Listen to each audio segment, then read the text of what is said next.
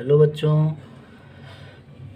हमने binomial theorem का part 5 upload किया था, लेकिन वो वीडियो अच्छी नहीं बन पाई। क्वालिटी उसकी थोड़ी ख़राब थी, इसलिए हमें फिर से वीडियो बनाना पड़ रहा है उसके लिए। तो आज हम बायनॉमियल थ्योरम में जनरल टर्म क्या होता है, जनरल टर्म के बारे में बताएंगे और उस पर कुछ प्रॉब्लम सॉल्व करेंगे। तो चलिए वीडियो स्टार्ट करते हैं। देखिए, a प्लस एक्स पर पावर n का फार्मूला हमने आपको बता दिया था। कैसे लिखते हैं, n c 0 से स्टार्ट करते हैं। जो पहला वाला टर्म होता है, जैसे a है तो उसके ऊपर पूरे के पावर ये n लिखते हैं, ये वाला। और जो दूसरा x है उसके ऊपर 0, फिर प्लस n c 1 करते हैं और इसके पावर को 1 घटा देते हैं। ऐसे 1 घटा दिया, b का पावर 0 था, उससे बढ़ा करके 1 बढ़ा देते हैं, प्लस NC2। ए के पावर धीरे धीरे घटाते जाएंगे, बी के पावर को धीरे धीरे बढ़ाते जाएंगे। इस तरह से हम बढ़ते चले जाते हैं। इसी में एक आरवां टर्म बीच में लिख लें, अगर हम समझ लीजिए NCR into a to the power n minus r. बीच का ये कोई टर्म है, समझ लीजिए कि कोई बीच का हम टर्म लिख रहे हैं इस तरह से। और एक लास्ट टर्म होगा, देखिए ये 0 1 2 बढ़ता जा रहा है, 3 4 5 कहाँ तक जाएगा, n तक जाएगा। ए का पावर घटता जा रहा है, n माइनस 2 3 4, तो कितना घटेगा, पूरे के पूरे घट जाएगा। और बी का पावर 1 2 3 बढ़ता जा रहा था और पूरे के पावर n तक हो जाएगा। तो ये होता है आपका लास्ट टर्म। देखिए, एक चीज़ आपको एकदम स्पष्ट क्लियर होनी चाहिए, बहुत बच्चे इसमें कंफ्यूज होते हैं कि ये जो टर्म है, ये अगर पूछा जाए आपसे कि कौन सा टर्म है, तो ये r प्लस 1th टर्म है। ध्यान देना है, ये लिखा जरूर r है, लेकिन आरवां टर्म ना होकर के ये r प्लस 1वां टर्म है। क्यों? क्योंकि ये हमारा स्टार्ट होता है 0 से, 0 1 2 3 इस तरह से स्टार्ट होता है। अगर आपसे कहा जाए कि ये कौन सा टर्म है, तो ये 1 तो ज़रूर लिखा है, लेकिन ये है दूसरा टर्म। ठीक है बच्चों, ये 2 तो ज़रूर लिखा है, लेकिन है ये तीसरा। गिन लीजिए, ये पहला टर्म, ये दूसरा टर्म, ये तीसरा टर्म, ऐसे एक एक टर्म है। ये पूरा सॉल्व करने पे आएंगे एक टर्म। तो यहाँ जी देखिए 2 लिखा है, तो ये तीसरा टर्म है, इसलिए यहाँ r जरूर लिखा है, लेकिन ये r प्लस 1वां टर्म है। इसी तरह से इसको देखें तो ये हमारा कौन सा टर्म है, n प्लस 1वां टर्म है। ये कौन सा टर्म बच्चों, n प्लस 1वां टर्म है। ये n प्लस 1th टर्म है, n प्लस 1th टर्म है। इसी तरह से एक जनरल टर्म हमको लिखने हैं, तो जनरल टर्म का जो फार्मूला होता है वो क्या होता है, जनरल टर्म, जनरल टर्म। तो जनरल टर्म का एक फार्मूला होता है, इसको हम TR प्लस 1 से रिप्रेजेंट करते हैं जनरल टर्म को। इसका फार्मूला होता है NCR into a to the power n minus r into x to the power r। ये जनरल टर्म का फार्मूला होता है। तो ये जनरल टर्म का फार्मूला आप देखें, TR plus 1 is equal to NCR into a to the power n minus r x to the power r। ये जनरल टर्म फार्मूला बहुत ही कारगर है। इसी जनरल फार्मूले पे आपको 3 टाइप्स के क्वेश्चन मिलेंगे, 3 टाइप के, 3 टाइप्स के क्वेश्चन आपको लगेंगे। 3 क्या 4 टाइप होता है, कुल 4 टाइप्स के क्वेश्चन इस पे जनरल जो टर्म का फार्मूला है TR plus 1 equal to NCR a to the power n minus r into x to the power r. इस पर करीब 4 टाइप के क्वेश्चन बनते हैं। वो अभी हम आपको 4 टाइप के क्वेश्चन किस तरह से बनते हैं अभी बताएंगे, और एक एक प्रॉब्लम भी सब पे सॉल्व करके दिखाएंगे। तो टाइप 1 का क्वेश्चन देखिए है, टाइप 1 में क्वेश्चन में है 9x minus 1/3 root of x पर पावर 10। इसमें 13वां टर्म पूछा है। टाइप 1 में है कि टर्म पूछा जाता है कि कौन सा टर्म, जैसे 13वां टर्म पूछ दिया, 15वां, इस तरह से टर्म, नंबर ऑफ टर्म पूछेगा नाम बोल करके। तो देखिए इसको कैसे सॉल्व करते हैं इस तरह के क्वेश्चन को। जब पूछ दे कि ये वाला टर्म बताइए या कोई फिक्स टर्म पूछेगा तब कैसे सॉल्व करेंगे। तो हमें हमारे पास जनरल टर्म का फार्मूला है TR+1। TR+1 का फार्मूला जो है NCR a⁻n−r इंटू x⁻r। ये हमारे जनरल टर्म का फार्मूला है। इसी फार्मूले पे हम 13वां टर्म को करेंगे तो TR+1 के जगह पे हम ऐसे लिख देंगे 12+1 लिख देंगे, क्योंकि हमें 13वां टर्म बताना है, T13 बताना है। तो T13 को R+1 जैसा लिख लेंगे ऐसे 12+1। अब हमारे पास n की वैल्यू 18 है तो 18 लिख देंगे। CR हमारा क्या है, R हमारा 12 निकल चुका है। A हमारा क्या है, A जो है होता है वो पहला टर्म होता है, ये जो पहला टर्म है वो A होगा। तो 9x पूरे पावर n की वैल्यू कितनी है 18 है क्वेश्चन में हमारे, माइनस R हमारा निकल के आ चुका है ये 12। और x हमारा क्या है, ये जो दूसरा टर्म है ये है पूरा माइनस सिंबल के साथ लिखेंगे 1/3√x इतने पर r की वैल्यू क्या है हमारी 12 है। अब इसको सॉल्व करेंगे तो ये 18C12 देखिए क्या होगा, आपको यहाँ बता दे रहा हूँ। 18C जो 12 है इसकी वैल्यू 18C12 में से 18 घटा लेंगे तो ये 6 होगा। तो 18C12 की वैल्यू 18C6 के इक्वल ही होगी। कैसे होती है ये इक्वल, जब नीचे की वैल्यू इसके वैल्यू के आधे से, 18 का आधा होगा 9, 9 से ज़्यादा हो जाए तो घटा लेते हैं, तभी घटाते हैं जब आधे से ज़्यादा हो। तो 18C12 को हम 18C6 लिख रहे हैं। 9 पर पावर 18 पर गया तो 6 हो जाएगा। 9 पर पावर 6 x⁻6 माइनस 1/3 पर पावर 12 और 1 ये √x जो है 1 इसको x पर पावर 1/2 लिख करके इतने पूरे पर पावर 12 लिख लेंगे। ठीक है, अब इसको सॉल्व कर लेंगे। 18C6 9 पर पावर 6 x⁻6। अब ये देखिए माइनस 1/3 पर पावर 12 इवन नंबर है तो ये 1 हो जाएगा 3 पर पावर 12 इंटू ये ऊपर जाएगा ऐसे x पर पावर माइनस 1/2 हो जाएगा और इतने में 12 का इंटू करा लेंगे तो ये कट करके 6 हो जाएगा। तो ये हो जाएगा x पर पावर -6। अब इसको सॉल्व कर लेंगे। x पर पावर +6 -6 खत्म हो जाएगा। 18C6 ये 9 पर पावर 6 को हम लिख सकते हैं 3 पर पावर 12 लिख सकते हैं अपान 3 पर पावर 12 है इंटू ये दोनों खत्म हो गए, x⁻0 हो गया और ये हो गया 18C6 ये भी ख़त्म हो गए। तो हमारे ये जो है आंसर आ चुका है। तो टाइप 1 में आपको फिक्स्ड कोई टर्म पूछेगा कि ये वाला टर्म बताइए तो आप क्या करेंगे, उस वाले टर्म को इस जनरल टर्म के फार्मूले से निकाल लेंगे। ठीक है, अब चलिए टाइप 2 बताते हैं। तो ये टाइप 2 है। टाइप 2 में देखिए आपसे क्या पूछा गया है। शुरू में पूछा गया था कि शुरू से वो पूछा था कि इतना वाला टर्म बताइए। ये कह रहा है कि 4 टर्म फ्रॉम एंड, अंतिम से चौथा पद आपसे पूछा गया। जब ऐसा क्वेश्चन आ जाए कि अंतिम से बताइए तो अंतिम से बताने के लिए आपको एक चीज़ आपको ध्यान रखना है। क्या ध्यान रखना है कि जब अंतिम से पूछेगा तो r+1th टर्म जो होता है ये कहाँ से, फ्रॉम एंड। ये एंड से जो r+1th टर्म होगा वो n-r+1th टर्म होता है कहाँ से, फ्रॉम स्टार्ट। स्टार्ट से जो है ये शुरू से जो है n-r+1th टर्म होता है। तो हमारा r+1th टर्म क्या है, 4th टर्म है। अब इसको हम ऐसे लिख ले रहे हैं 3+1th जैसा। तो अब हमारे पास r निकल के आ चुका है 3, ये r की वैल्यू 3 निकल चुकी है। तो अब यहाँ रख लें n की वैल्यू हमारे जो क्वेश्चन में दिया हुआ है 9, तो ये हो जाएगा 9 माइनस r हमारे पास निकल चुका है 3+1। तो इसको सॉल्व कर लेंगे, यह आ जाएगा सेवेंथ टर्म। तो यानी कि ये 7th टर्म किससे हमें अब पता चल चुका है, स्टार्टिंग। अब हमें स्टार्टिंग से 7th टर्म पता कर लें। अगर हम स्टार्टिंग से 7th टर्म पता कर लें तो वो अंतिम से चौथा टर्म होगा। ऐसे भी देखें तो जितना पावर होता है उससे ज़्यादा पूरा टोटल टर्म होते हैं। तो इसका पूरा 10 टर्म होगा, 9+1 10 टर्म होगा। तो जो 10 टर्म होगा तो जो लास्ट से चौथा टर्म होगा वो शुरू से 7वां टर्म होगा।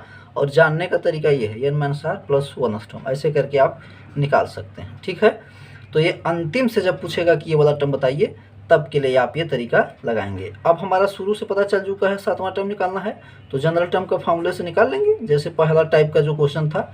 अब ये पहले टाइप का क्वेश्चन बन चुका है, जैसे पहले टाइप के क्वेश्चन को हम लोग जनरल फॉर्मूले से निकालते थे उसी तरह से हम इसको निकाल लेंगे। जनरल टर्म का फॉर्मूला ये होता है।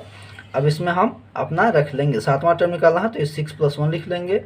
एन की वैल्यू हमारे पास है 9c6। ए हमारा क्या है, ये जो पहला टर्म होता है पूरा वो ए होता है पूरा, तो ये हो जाएगा x⁴ इतने पूरे पर पावर एन हमारा है 9 माइनस एल की वैल्यू 6 है। फिर ये x क्या हो, ये पूरा दूसरा टर्म होता है, माइनस के साथ लिखेंगे, ध्यान देना है ये गलती नहीं करनी है।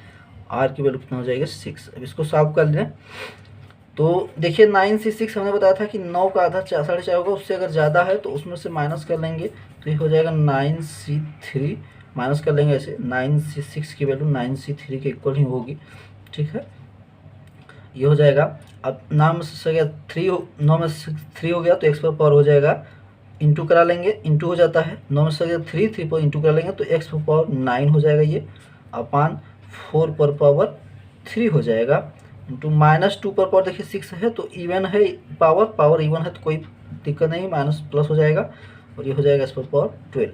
अब इसको और सॉल्व कर लें, 9c3, ये 9c3 हो गया आपका, और 2 पर पावर 6 देखिए 2 पर पावर 6, 4 पर पावर 3 को भी हम 2 पर पावर 6 लिख सकते हैं। ये 12 ऊपर 9 पावर है तो नीचे 1/x⁴ हो जाएगा कट करके, और ये हो जाएगा सॉल्व करने पे ये कट गया। अब हो गया 9c3 इंटू 1/x⁴। अब इसको सॉल्व कर लेंगे सही से। 9c3 को कैसे सॉल्व करते हैं, 9 × 8 × 7, अभी हमने बता चुका है कि 9 को 3 टर्म तक पीछे ले जाएंगे, अपान 3 × 2 × 1, फिर इंटू 1/x⁴। इसको सॉल्व कर लें, सॉल्व करेंगे तो यह आएगा 84/x⁴। तो इस तरह से हम क्या कर सकते हैं, अंतिम से जो टर्म अगर पूछेगा तो अंतिम टर्म, ये हमारा टाइप 2 रहा। अब हम टाइप 3 पे आते हैं। तो चलिए देखिए टाइप 3 हमारा क्वेश्चन है। टाइप 3 में हमने बताया कि ये x से स्वतंत्र पद पूछता है, इंडिपेंडेंट फ्रॉम x। मतलब क्या है, मतलब ये है कि ये है जो 2x + 1/3 पर पावर x⁴ 6, इसको जब पूरे को ओपन करेंगे उसमें ऐसा कौन सा टर्म होगा जो x से इंडिपेंडेंट पूछा है, ठीक है। तो x से इंडिपेंडेंट अगर पूछेंगे तब क्या करेंगे, हम मान लेंगे, क्या मान लेंगे कि मान लेंगे कि r + 1 जो टर्म है वही x से इंडिपेंडेंट है, ये हम मान लेंगे, ठीक है। तो देखिए हम लेट कर लेते हैं, let r + 1th term is independent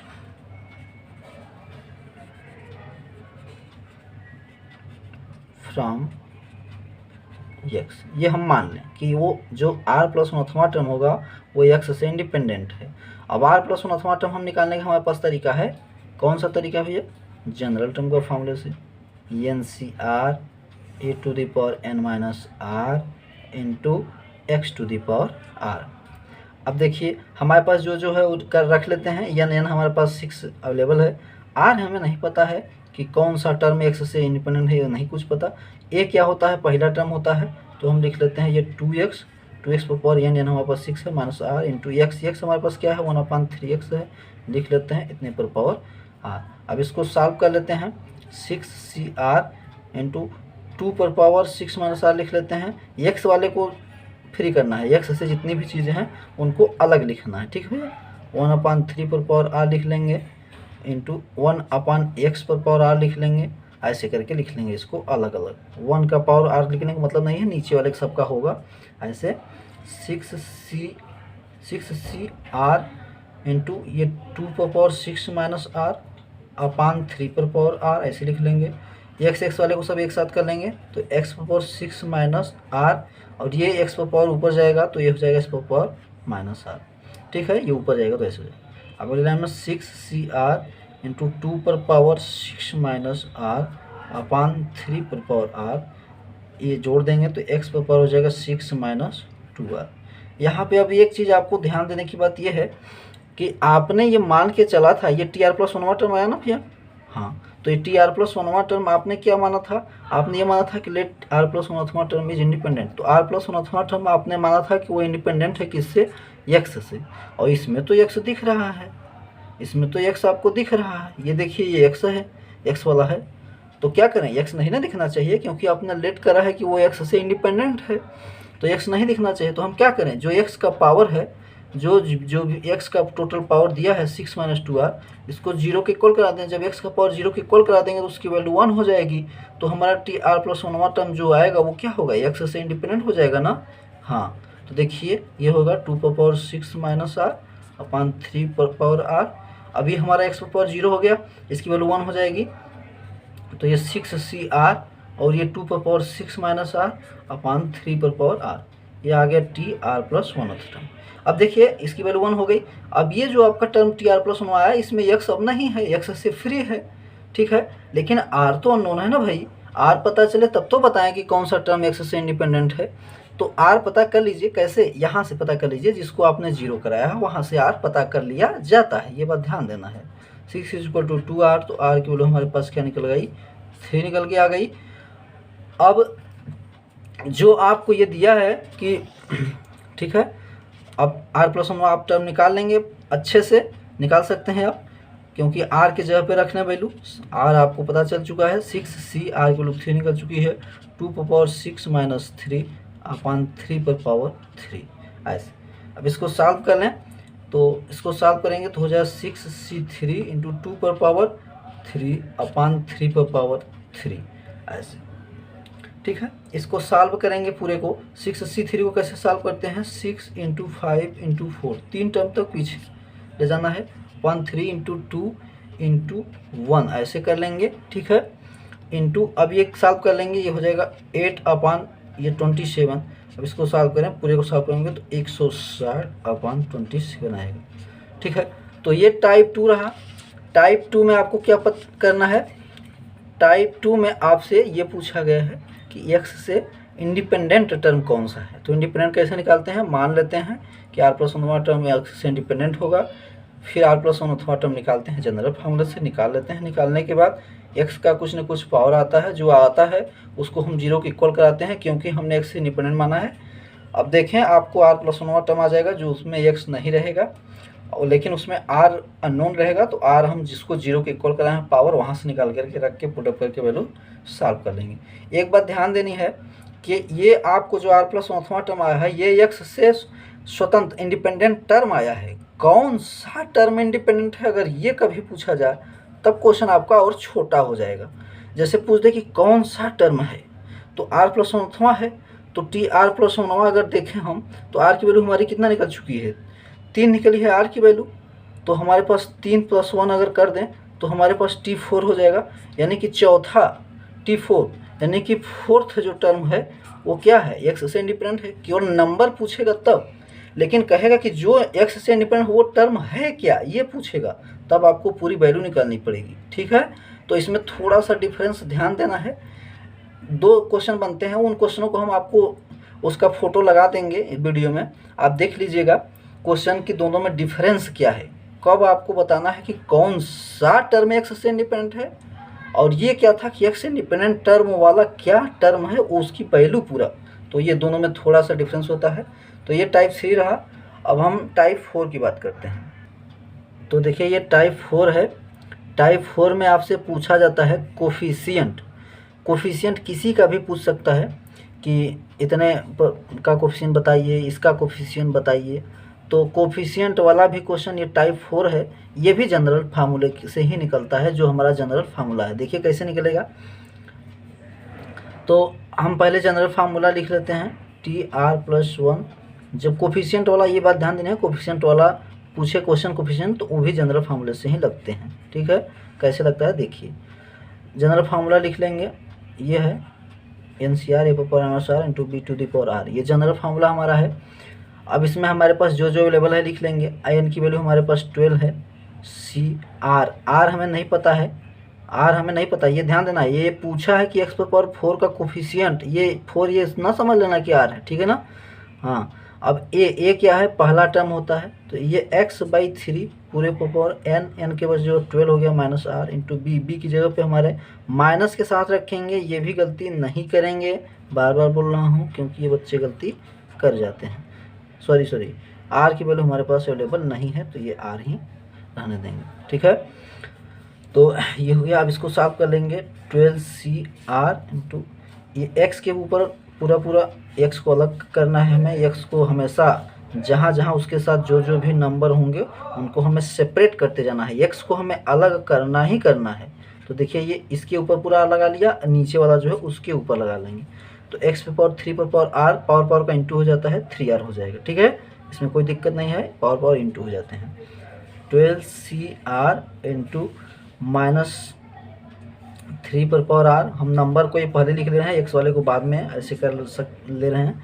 3 पर पावर 12 माइनस r, अब ये x पर पावर 12 माइनस r उसको अपना उधर लिख ले रहे हैं, x वाले को ये वाले को ऊपर ले जाएंगे तो x पर पावर -3r हो जाएगा ये, ठीक है। अब पावर देखिए जुड़ जाता है, 12 माइनस r माइनस 3r जोड़ेंगे तो ये हो जाएगा 12 माइनस 4r, ये हो जाएगा।